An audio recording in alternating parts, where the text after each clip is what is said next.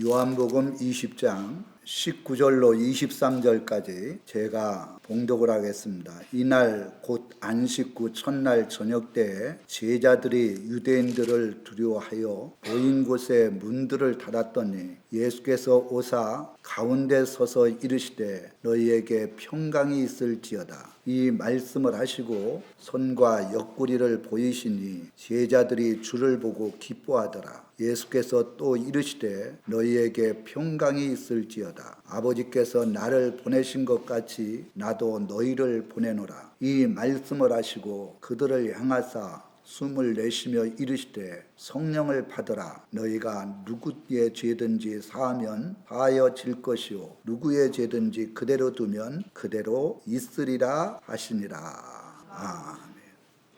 이 성경에 보면 서기관이 나옵니다. 서기관은 이 성경을 연구하고 그리고 좀 더 쉽게 알지 못하는 사람들에게 가르치고 전하는 사람의 성경 교사나 마찬가지죠. 그러니까 서기관들은 모세오경을 다 애우다시피 한다 그래도 잘못된 것이 아닙니다.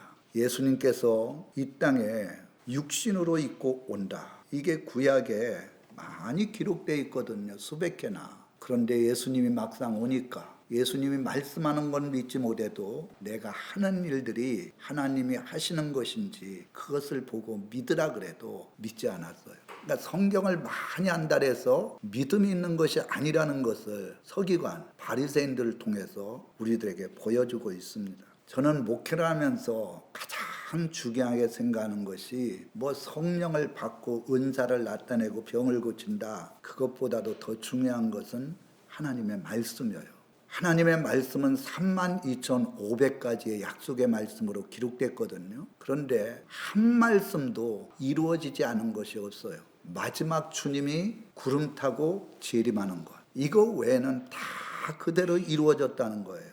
그래서 성경을 영적으로 바로 깨닫고 믿는 사람은 정말 말씀에 대한 절대적인 믿음이 있거든요. 예수님이 십자가에 달려 죽으실 것도 말씀대로 죽으신 거예요. 3일 만에 부활하는 것도 말씀대로 부활한 거예요. 또 하나님 나라에 가신 것도 말씀대로 하나님 나라에 가셨어요. 그래야 하면 주님이 구름 타고 오신다. 분명히 구름 타고 오십니다. 언제냐? 진짜 때가 가까웠어요. 주님이 오실 때가. 그래서 징조를 통해서 말씀을 통해서 주님의 오심이 가까웠다는 것을 목회자가 말하는 것이 아니라 하나님의 말씀이 그렇게 증거하고 있기 때문에 준비하고 예비해야 되는 것입니다. 오늘 예수님께서 부활하시고 가장 먼저 제자들에게 찾아왔는데 부활 후 예수님께서 하신 일들의 의미 세 가지를 말씀을 드리려고 합니다. 첫 번째는 21절에 한번 보세요. 예수께서 또 이르시되 너희에게 평강이 있을지어다. 아버지께서 나를 보내신 것 같이 나도 너희를 보내노라. 첫 번째는 나도 너희를 보내노라. 너희는 제자들이거든요. 이거는 제자들에게 사명을 주었고 제자들은 교회를 이루는 근간이 됐잖아요. 그래서 교회 모든 성도들에게 주님께서는 사명을 주었어요. 하나님께서 예수님을 이 땅에 보내실 때 십자가에 달려 죽어서 모든 죄악의 문제를 해결하고 3일 만에 부활하심으로 그분이 생명의 주님이시요 육신으로 오신 하나님이요 영생의 축복을 줄 수 있다는 것을 부활해서 하나님 나라에 올라가심으로 분명하게 증거를 한 겁니다. 너희들 이거를 전하라는 거예요. 12 제자들에게 내가 너희를 보내노라. 여기 보내노라 뜻은 파송하다, 심부름을 주어 보내다, 일을 부여하다. 하나님께서 제자들에게 십자가 사건과 부활의 사건 지식적으로만 아니라 진짜 십자가에 달려 죽은 것을 제자들이 다 보았잖아요. 물과 피를 다 흘리고 그리고 돌아가셨잖아요. 그런데 3일 만에 예수님께서 나타나신 거예요. 얼마나 놀랬겠어요. 그리고 손과 옆구리를 보여주셨어요. 손과 옆구리 봐라. 여기에 못을 박은 표가 있지 않느냐. 옆구리가 다 여기 창으로 갖다 찔러서 피를 다 흘렸지 않느냐. 그러니까 제자들이 놀라고 있다가 기뻐하였더라. 이렇게 말씀을 했어요. 그러니까 너희들은 내 십자가의 사건, 부활의 사건 이거를 알지 못하는 사람에게 전 세계에 다니면서 전하라. 이 사명을 주신 거예요. 이게 교회의 사명이에요. 복음 중에 복음이 뭐냐? 바로 십자가에서 죄악의 문제를 해결해 줬다는 거예요. 복음 중에 복음이 뭐냐? 예수님처럼 우리가 죽어도 다시 살아난다는 거예요. 그리고 예수님을 믿고 성령으로 거듭나서 생명이 있는 자는 예수님께서 하나님 나라에 올라가신 것처럼 하나님 나라에 올라가신다는 거예요. 할렐루야. 이것보다도 더 큰 축복이 어디 있어요? 이게 믿어집니까? 안 믿어지면 하나님 나라에 갈 수가 없어요. 제자들은요, 지식적으로 3년 동안 예수님께서 내가 십자가에 달려 죽는다, 그리고 3일 만에 살아나갔고 너희들보다 먼저 갈릴리에 가 있을 것이다, 그거를 4번이나 십자가 지시기 전에 얘기를 했는데도 그런 말씀들을 귀 기울여 듣지 않았어요. 지금 성도님들은 말씀을 전해도 귀 기울여 듣지 않아요. 별로 나랑 상관이 없어. 그냥 예배 시간에 와서 듣고 나가면서 다 잊어먹는 거예요. 그러니까 하나님의 살아계신 역사가 삶 속에서 나타나지 않아요. 진짜 예수님이 3일 만에 살아나죠. 십자가에 달려 죽으시고, 그리고 제자들 앞에 나타나요. 얼마나 놀랐겠습니까? 놀라기도 하지만 기뻤어요. 제자들은 야, 정말 예수님이 말씀하신 게 다 맞네. 도저히 인간적으로 믿을 수 없는 일들도 많네. 거기서 체험을 하고 경험을 한 거예요. 공간복음은 모든 부활하신 예수님, 이거에 대한 말씀으로 이루어졌어요. 끝부분에 보면 마태복음 28장 19절에 보면 가서 모든 족속으로 제자를 삼아라.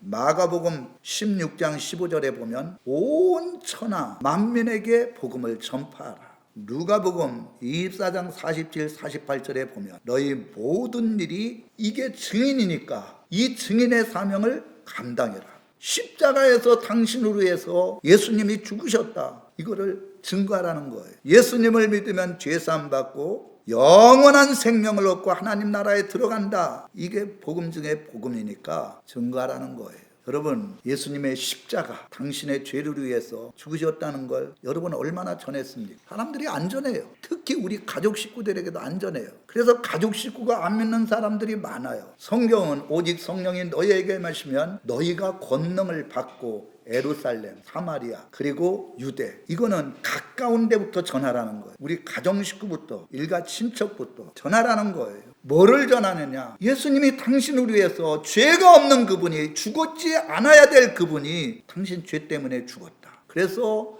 예수님께서 당신의 과거, 현재, 미래의 죄까지도 다 해결해 놨다. 그분을 믿는다는 것은 당신의 죄악의 문제를 해결해 주신 것을 믿기 때문에 죄사함을 얻는 것이다. 예수님은 생명이시기 때문에 3일 만에 살아나셨다. 예수 믿고 죄사함 받으면 반드시 죽어도 살아나고 예수님처럼 하나님의 나라에 들어간다. 이건 돈으로 되는 게 아니다. 힘으로 되는 게 아니다. 의지로 되는 게 아니다. 오직 예수님을 믿음으로 말미암아 죄사함을 얻고 되는 것이다. 이거를 증거하라는 거예요. 복음의 핵심은 십자가와 부활인 것입니다. 오늘 대구 스타디움에서 부활전 연합예배 드리잖아요. 제가 작년에도 참석해 봤는데 안타까운 게 있어요. 예수님의 십자가, 예수님의 부활, 이것으로 끝나면 안 돼. 다시 주님 오신다는 거예요. 이게 중요한 거예요. 지금 우리는 이미 예수님의 보혈의 피로 죄사함 받았어요. 그리고 우리가 죽어도 우리가 부활이 돼서 하나님의 나라에 간다는 것은 이미 이 세상 모든 사람들에게 다 증거됐어요. 수천 년 동안 복음이 증거됐기 때문에. 근데 예수님이 구름 타고 오신다. 모든 사람들이 볼 것이요, 찌른 자도 볼 것이요. 그리고 마지막에 중요한 거, 모든 사람들이 예수님이 공중에 구름 타고 오실 때 애곡하리라 그랬어요. 애곡하리. 정말 애곡하면 안 되거든요. 기쁜 마음으로 주님을 맞이해야 되는데 거기에 모든 사람들이 주님의 구름 타고 오심을 통해서 가슴을 치며 애통한다. 이런 자가 되지 않기 위해서는 목회자가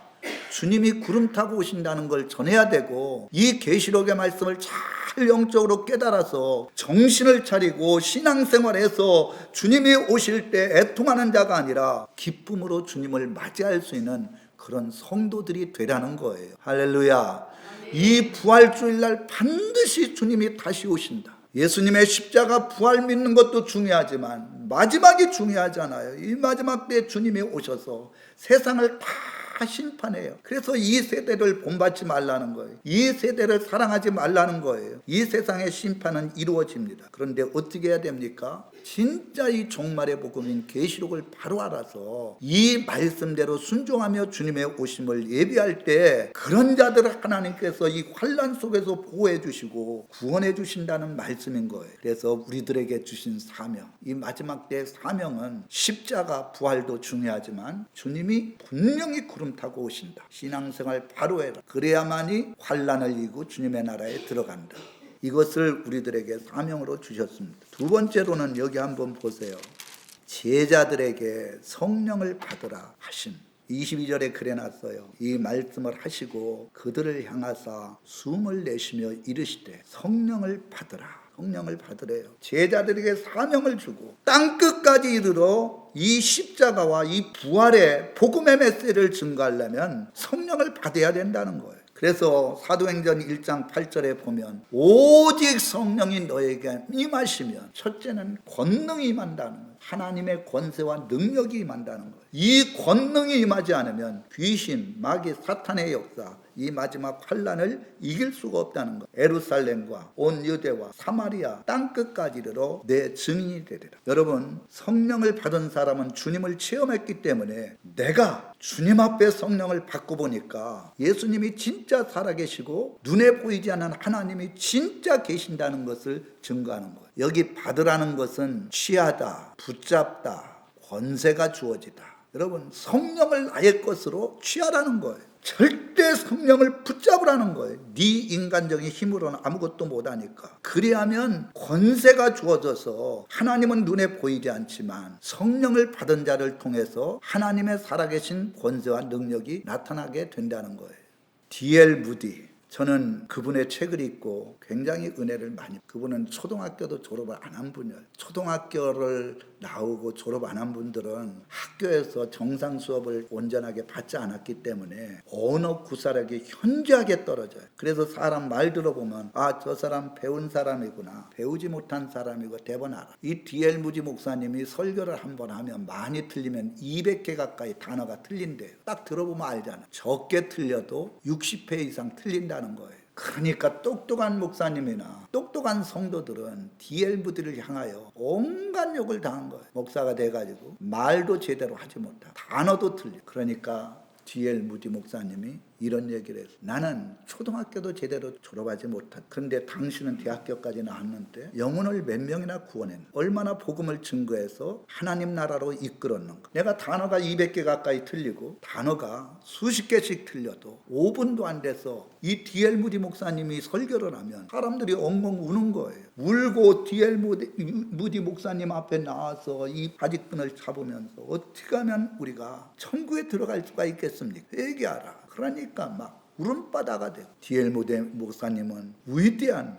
미국이 타락해서 다시 일어나지 못할 그때에 하나님께서는 D.L. 무디 목사님, 배우지도 못한 그 사람에게 성령을 물부터 부어주셔서 그 입술로 말을 하면 5분도 안 돼서 회개하고 주님 앞에 돌아온 역사가 일어났어요. 왜 예수님께서 12 제자들 똑똑한 사람 아무도 쓰지 않았을까요? 안 되는 것들. 사람들이 예수님의 제자들 다 똑똑한 사람, 예루살렘에서 서기관 바리새인 같은 사람들, 율법 어릴 적부터 다 배운 사람들, 이런 사람 뽑으면 뭐라 그러겠어요? 원래 저 사람은 똑똑하니까, 성경 많이 알고 있으니까 그렇게 잘하겠지, 이렇게 생각을 해요. 근데 반 가까이가 어부예요. 배운 적이 없어요. 율법도 제대로 배운 적이 없는 사람들. 그런데 그들에게 성령이 임하니까 베드로와 12 제자들이 전도할 때 3,000명이 회개하고 수만 명으로 부흥하는 역사가 일어났어요. 왜 그런 사람 뽑았을까요? 왜 무식하고 보잘것없는 사람 뽑았을까요? 자기가 무식하다는 것을 알고 나는 아무것도 할 수 없다는 것을 깨달은 사람만이 하나님의 능력을 의지하는 거예요. 자기가 똑똑한 사람, 말을 잘하고 그리고 학벌이 있고 이런 사람들 뽑으면 그것 때문에 더 많이 하나님 앞에 굽히지 아니하고 기도하지 아니하고 성령을 의지하지 않을 것 같으니까 하나님께서 미련한 자들을 택하사 지혜로운 자를 부끄럽게 한다 그랬어요. 가난하고 못 산 사람 택하사 부자인 사람들을 부끄럽게 한다 그랬어요. 저는 이런 분들이 정말 성령을 받고 집회하는 광경에 제가 집회할 때 가장 은혜를 많이 받은 그 목사님들, 이런 분들의 간증을 들어보면 성령을 받은 목사님들, 성령을 받지 아니하고 말씀만 지식적으로 증거하는 것은 야 정말 말씀 잘하시네, 그런데 감동이 없어, 은혜가 없어요. 그런데 성령을 받은 목사님들은 그 말씀 한 말씀 한 말씀이 별 말씀이 없는데도 막 가슴이 뜨거워, 그게 오랫동안 남아있어요. 회개가 돼요.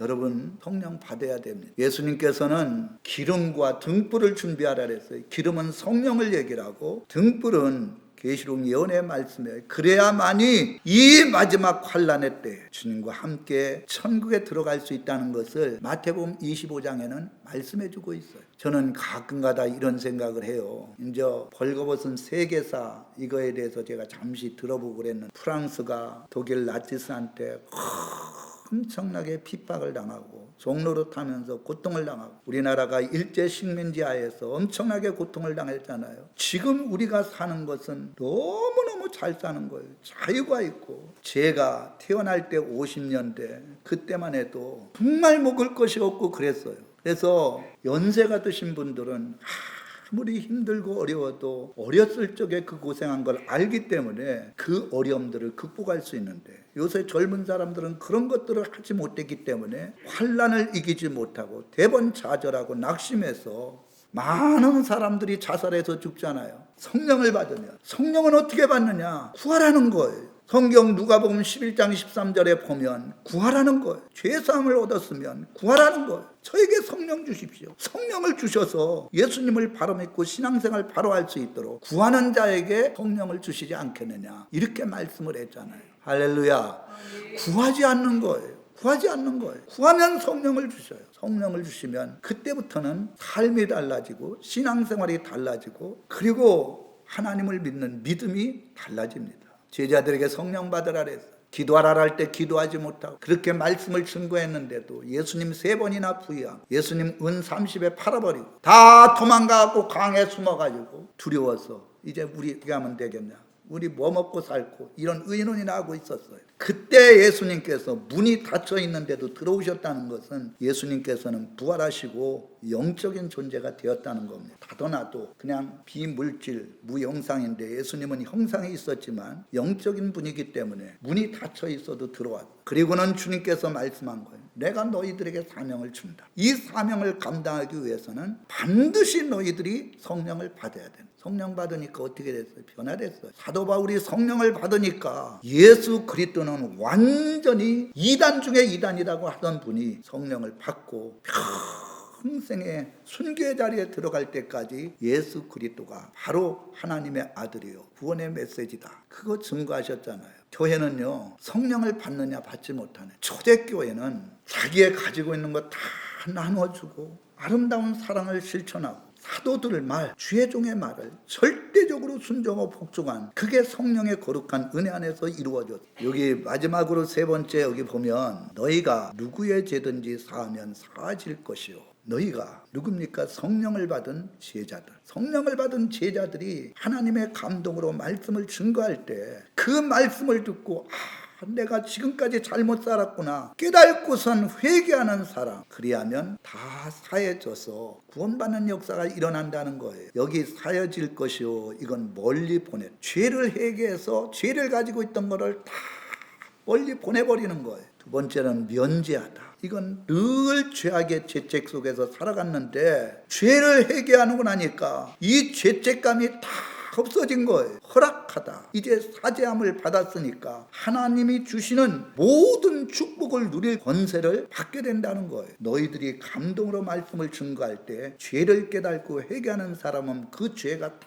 없어질 것이요, 다시는 주님께서 그 죄를 기억하지 아니하고 다 죄악의 문제를 해결해 줄 것이요, 죄악의 문제를 해결해 준 사람은 성령도 주실 뿐만 아니라 기도하는 것마다 다 허락해 주셔서 응답받는 역사가 일어나게 된다는 겁니다. 성경의 핵심 약속이 레위기 전체가 제물을 가지고 죄를 지을 때마다 하나님 앞에 제사를 드려라, 이렇게 말씀을 했어요. 사도행전 10장 43절에 보면 모든 선지자가 한 얘기가 메시아가 온다. 그리하면 짐승을 잡아서 죄를 사지 않고 그분이 죄악의 문제를 해결해 주심으로 그분을 통해서 모든 죄가 다 해결된다. 베드로는 이런 얘기를 했어요. 예수의 이름으로 죄사함을 받으면 이제는 하나님의 자녀가 된다. 선포를 해. 계시록의 마지막 22장 14절에 보면 자기 두루마기를 빠는 자, 회개하는 자는 생명나무에 나아가며 천국에 들어갈 문을 얻게 된다는 거예요. 그러니까 주의 종이, 성령을 받은 주의 종이 말씀을 증거할 때 그 말씀을 그대로 믿고 죄를 회개하면 사해지고, 그 말씀을 그대로 하나님의 말씀으로 믿고 믿음 안에 거하면 하나님께서 주시는 은혜와 축복을 누리게 된다는 겁니다.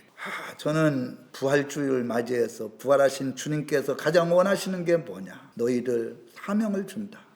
성령을 받고 정말 십자가, 이 부활 알지 못하는 사람에게 증거하고 이 마지막 계시록 종말의 복음을 증거해라. 그리고 오직 죄악의 문제를 해결할 수 있는 분은 예수밖에 없다. 우리 한 구절 찾아보고 마치겠습니다. 요한복음 16장 한번 보겠습니다. 8절, 그가 와서 죄에 대하여, 의에 대하여, 심판에 대하여 세상을 책망하시리라. 성령님은 죄가 뭔지, 죄에서 해결받고 의롭게 사는 게 뭔지, 또 이 마지막 심판에 대해서 심판을 피할 길은 어떻게 돼야 되는지, 이걸 성령님께서 가르쳐 준다는 거예요. 죄에 대하여라 하면 그들이 나를 믿지 아니하며, 의에 대하여라 하면 내가 아버지께로 가니 너희가 다시 나를 보지 못. 오직 의는, 죄악의 문제를 해결할 수 있는 의는 예수님밖에 없다는 거예요. 죄라는 것은 예수님을 믿지 아니하고 그분이 말씀하신 대로 살지 않는 게 죄라는 거예요. 심판에 대하여라 함은 이 세상 임금이 심판을 받았습니다. 이 마귀 사탄이 지금 이 세상을 정부하고 있지만 예수님이 구름 타고 오셔서 이 세상을 심판하시는데, 예수님을 믿고 말씀대로 살지 않는 사람들은 다 심판하고, 그분을 믿고 말씀대로 산 사람은 하나님 나라에서 상급을 주고 하나님 나라에 들어갈 수 있도록 은혜를 베푸게 해주시겠다는 거예요. 이거를 성령님을 통하여 죄에 대해서, 예수님에 대해서, 심판에 대해서 깨닫게 준다는 거예요. 그래서 오늘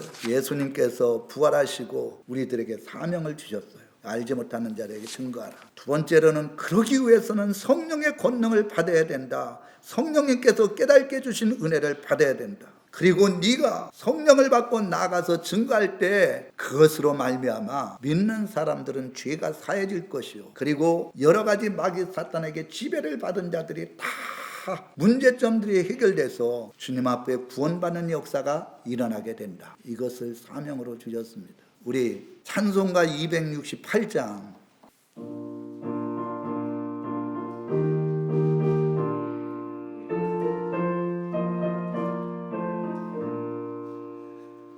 죄에서 자유를 얻게 함은 보혈의 능력, 주의 보혈, 시험을 이기고 승리하니 참 놀라운 능력이로다.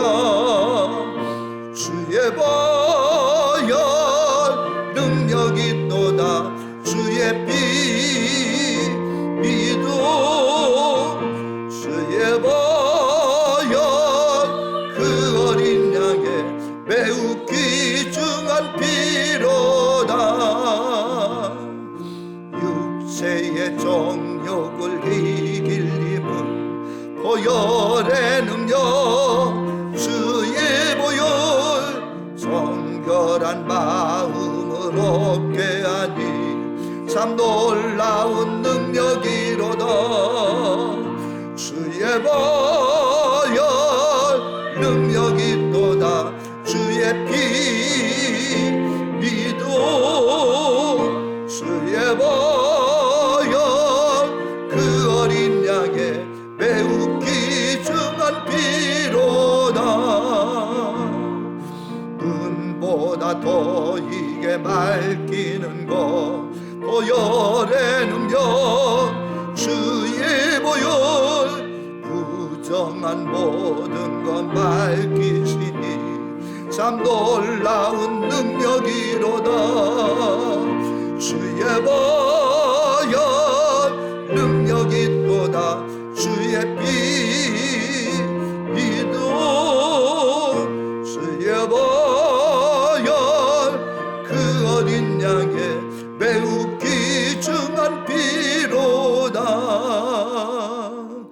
그 주의 복음을 전할 제목 보혈의 능력 주의 보혈 날마다 나에게 부으니 참 놀라운 능력이로다 주의 보혈 능력이 또다 주의 피 믿음 주의 보혈 그 어린 양의 매우 귀중한 육체의 정욕을 이기려면 육체의 정욕을 이기려면 보혈의 능력 주의 보혈 정결한 마음을 얻게 하니 참 놀라운 능력 아멘 아멘 주의 보혈 능력이 또다 주의 피 기도 주의 보혈 그 어린 양의 매우 귀중한 피로다 눈보다 더 이게 맑히는 것 보혈의 능력 주의 보혈 부정한 모든 것 밝히시니 참 놀라운 능력이로다 주의 보혈 능력이 또다 주의 피 기도 주의 보혈 그 어린 양의 매우 귀중한 피로다 그 주의 복음을 전할 제목 보혈